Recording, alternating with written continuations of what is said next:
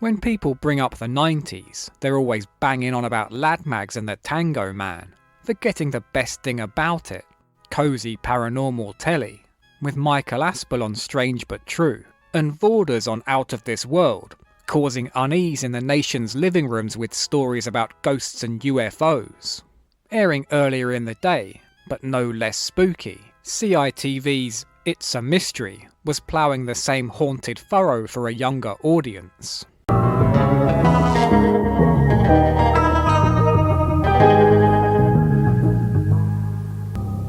Welcome to It's a Mystery.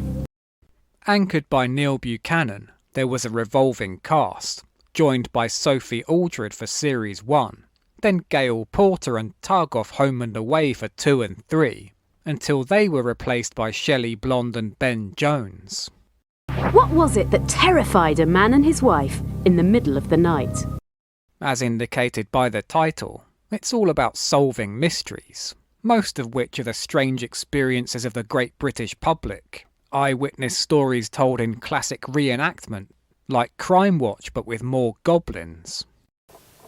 But in the middle of the night, Linda was suddenly woken up by a low humming sound.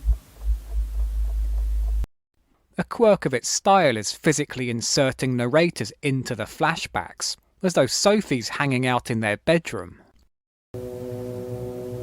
They've got no eyes.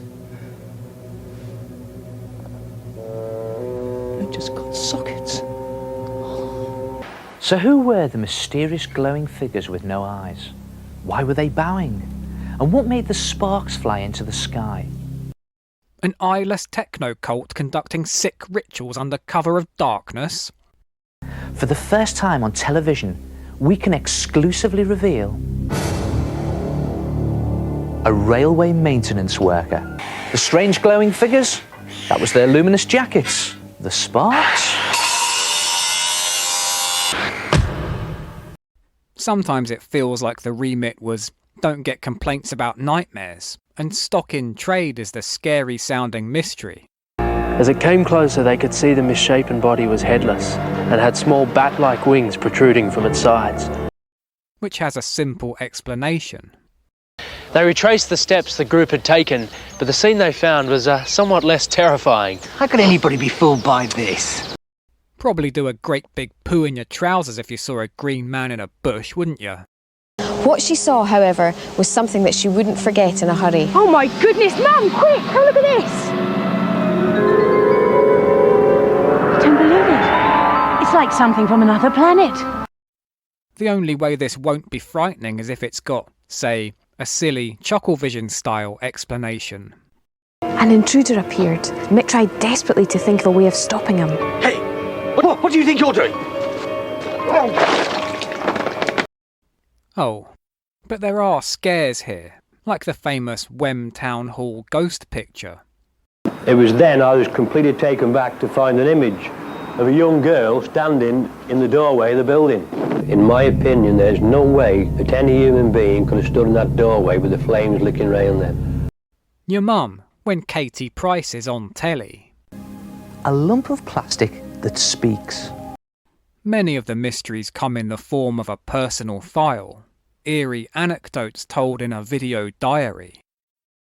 Hello, my name's Eve Edmonds, and I want to tell you about something that happened a few weeks back, which was rather frightening. What had obviously happened had been that a duck had fallen down the chimney. Seemingly left to shoot the tapes themselves, they've all got the tone of a hostage video. Hello, my name is Jane Coleman. I work in Arnold in Nottinghamshire. One day, something very strange happened to me and my sister Sandra. And these mysteries are mostly on the smaller scale. I didn't know anybody who had been on holiday to Lowestoft.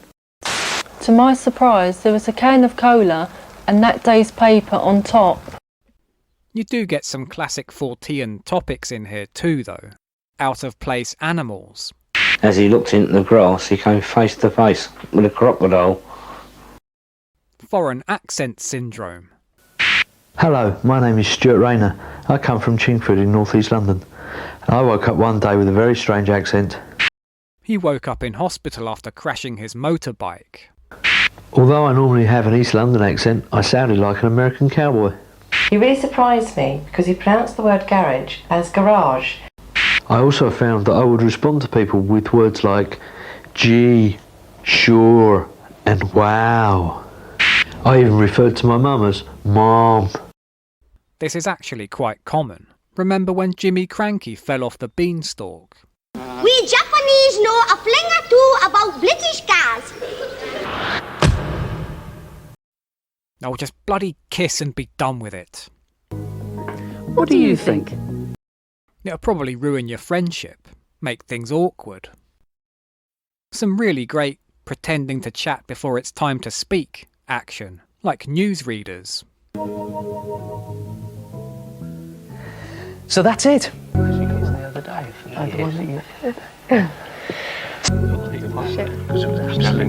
Everywhere. Covered in piss. And what is so mysterious about this postcard? You won't believe this one.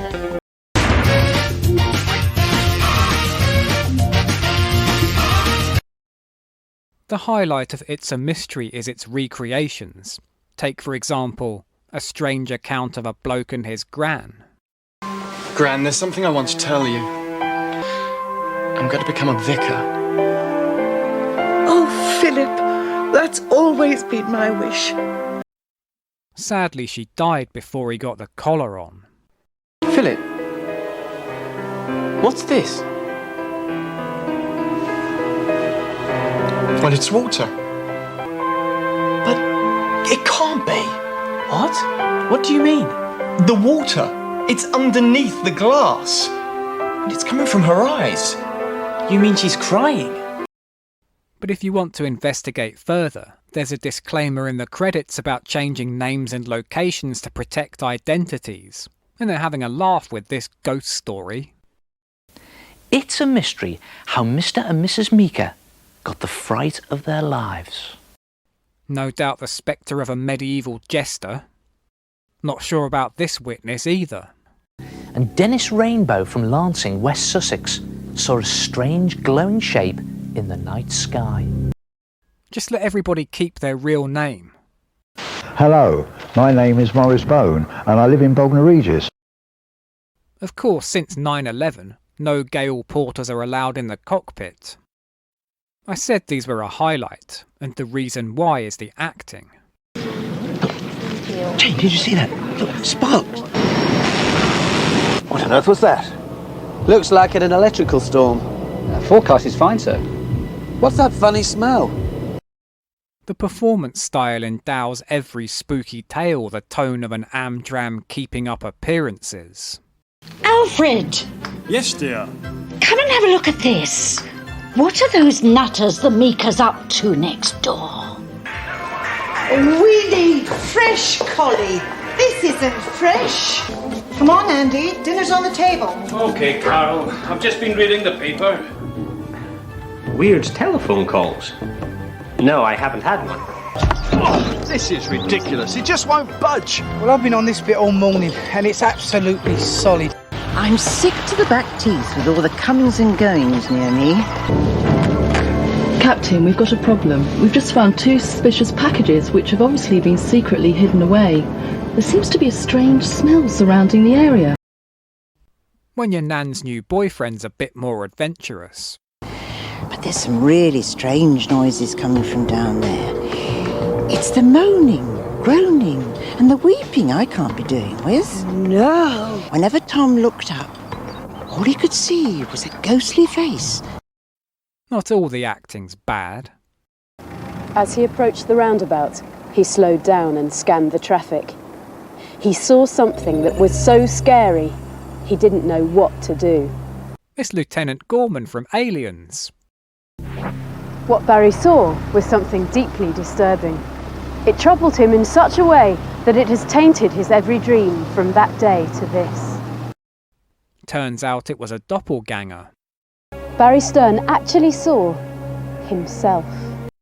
We all feel this way when accidentally glancing at a mirror, right guys?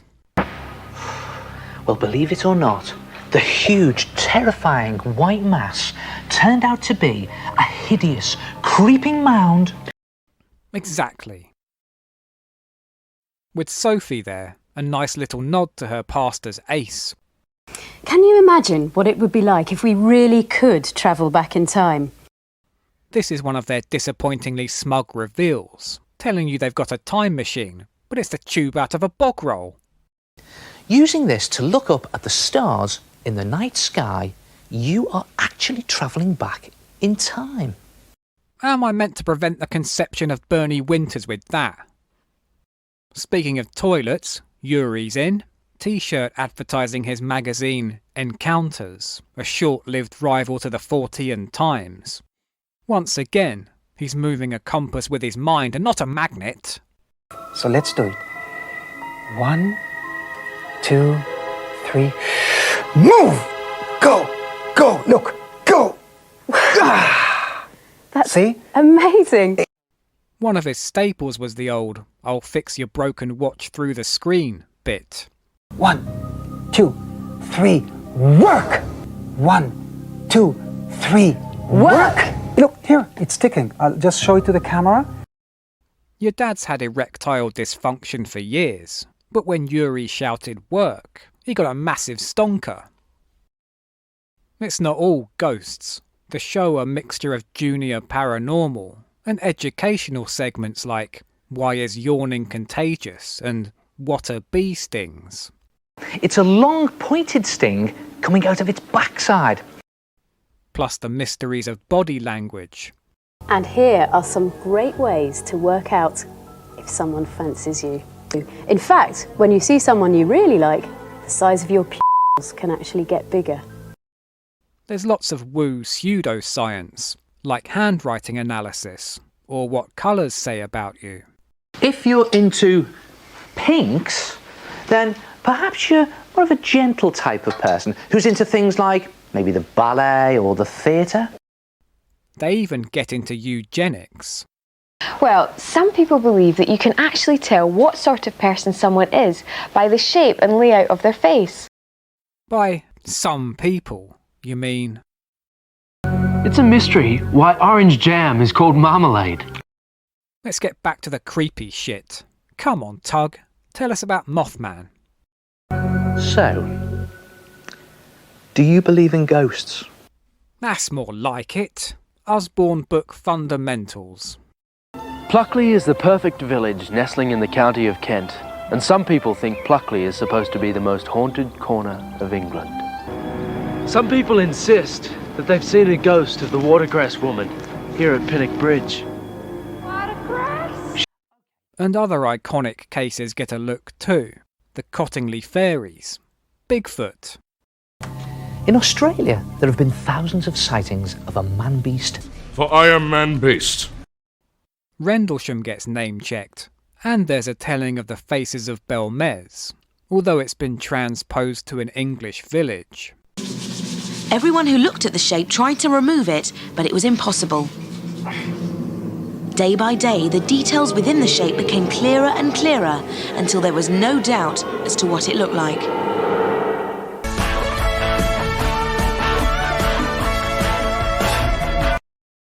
Neil's arch-skeptic, desperate to rob the world of all its magic. Could it be a scuff from a shoe? The children might have spilled some paint, or someone might have brought some melted tar in from the road. I've done that before. You've brought melted tar in from the road? Peter, quick! What is it? They're coming back! Who are? The faces!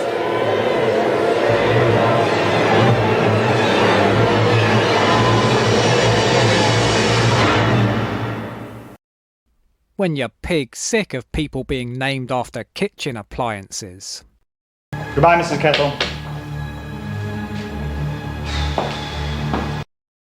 I should make mention of the fifth and final series, which was rebranded to simply Mystery, and due to Neil's commitments on Art Attack, has brand new hosts, Shiara Juthan and live and kicking Steve Wilson. Leaving the studio, they're on the road at a different haunted location every week, but sadly it's pretty rubbish, less about ghost stories than tedious banter. You know what, Shiara? Glastonbury's got more mysteries than I've had hot dinners. Well, we know that's not true, Steve, okay? Because everybody knows how much you like your hot dinners. Oi, cheeky. Oh, that tastes worse than one of your cups of tea. Prisoners would have walked around here to exercise in complete silence, something that Chiara would find impossible. She never stops talking. She spends ages in the bath. Let's get back to Neil. Hey, not if you're going to be like that. A dirty, smelly nappy. Stomach pains, diarrhea, shivering, swollen limbs. In a year, this being wheeze enough wee to fill 71 buckets. Ooh. We'll raise the tone with another personal file. Hello, my name's Cliff Parker. This is my wife, Katie. One night, while we were sleeping, I was woken by a strange noise. I got out of bed and went to have a look. Cliff ran out of the bathroom and told me there was a snake in the sink. They took away the snake.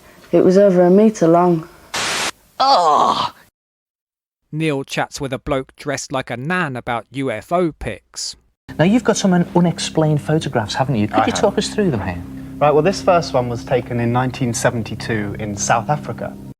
A man in a cafe has a classic builder's lunch. Ready to order, sir? Yeah, I'll have a plate of gingerbread and a nice hot cup of coffee, please. And it continues being weird with narrators inside the flashbacks. Bye, see you tonight! Beryl Thanet was a lady of habit. I ain't had a whittle for about 3 days. Can't go if I think Tug's watching. Little tip though, if you're having Neil Buchanan water your plants when you're on holiday, lock the bedside cabinet. Now, everyone likes a good read of someone else's diary. Even if he does drop stealth Mary Whitehouse experience quotes. There you go, mate. Milk delivery. Oh. As the show was made by Meridian, it's only right they cover the Southern Television broadcast interruption, which occurred on its regional predecessor. George? Come and have a look at this.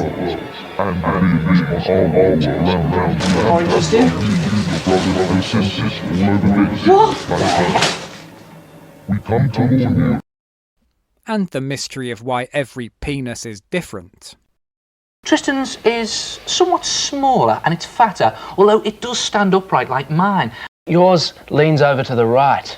It's nearly 40 centimetres long. Now imagine yourself touching it. Oh. Go on. It's not as bad as you think, is it? Okay, let me look at it. Let me look at it. That's disgusting. So hygienic. But the show's packed with Forteana, and one particular phenomena they really love is a time slip. Well, I never thought these old phones weren't used anymore. And the people in it were all in old-fashioned clothes. Now this is what I call a teacup. Ooh, someone's dunked a bourbon biscuit in there. Plus the famous Roman ghosts of York, the Brown Lady of Raynham, more UFOs. It wasn't a plane, it was too big. Inexplicable cleaning equipment. Over there. The vacuum cleaner's floating. Even fairy sightings. Now, what he claims to have seen was a little man dressed in black hat, black boots and a white tie staring at him. What she saw was a tiny little pale figure standing next to the flower in front of them. Then some regional folk come in to help with the mystery of accents. Go down the road, boy, and get a badger in the barbers, and you'll get a good one to be sure. Totally awesome, dude. Like, gag me the spoon. Way gnarly. Wow. There's a guide to catching ghosts in your own bedroom. If we leave the room when we've done it, come back later, and there's footprints in the flower, we may well have caught a ghost. And historical mysteries, like the search for Oliver Cromwell's head. When his head had been chopped off, it was squeezed onto a sharp spike and placed up on top of this building for all to see. Try and picture what a person who knows the location of a human head would look like.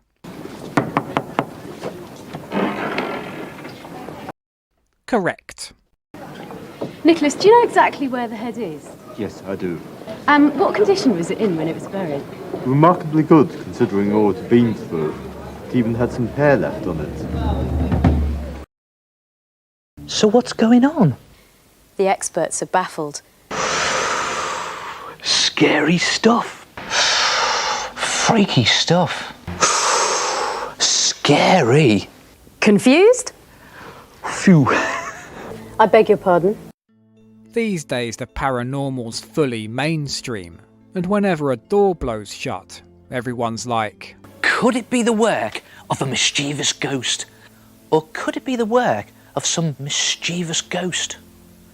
But in those dry years before Uncanny, and a million YouTube videos on Sam the Sandown Ghost Clown, It's a Mystery was a proper treat. Both a primer on the classic cases, and bringing to light interesting little tales of high strangeness. Imagine if How To was directed by Ray Stantz. Lovely stuff. Or should I say, lovely stuff. That said, like all telly, its primary function is to distract you from thinking about your life. It then dawns on you, you're alone. You are in fact completely alone. What a fascinating story.